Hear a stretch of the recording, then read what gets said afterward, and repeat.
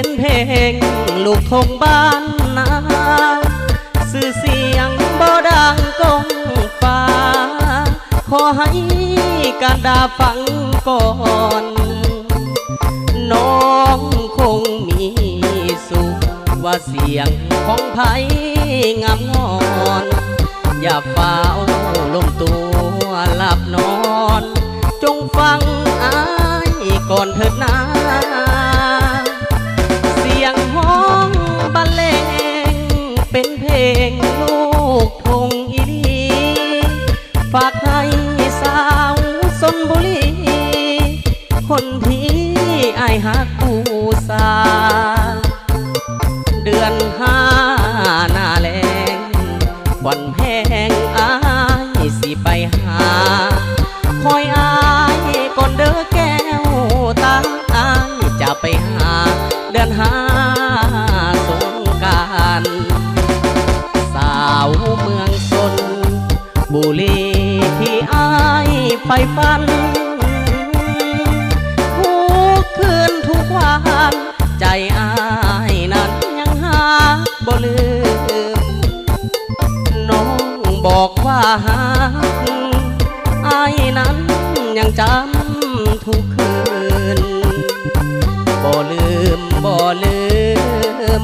บ่ลืมดอกสาวเมืองชน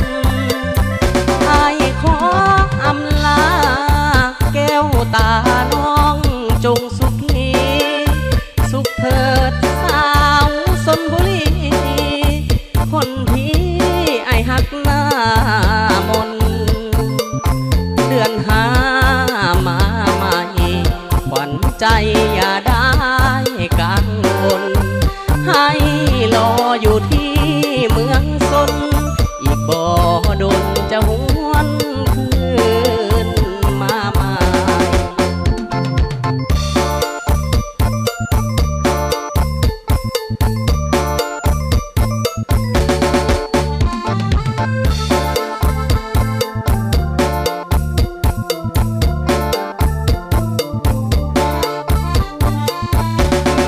สาวเมืองชลบุรีที่อายใฝ่ฝันทุกคืนทุกวันใจอายนั้นยังหาบ่ลืมน้องบอกว่าหากอายนั้นยังจำทุกคืนบ่ลืมบ่ลืมบ่ลืมดอกสาวเมืองชนอายขออำลาแก้วตาน้องจงสุขีสุขเถิดสาวชลบุรี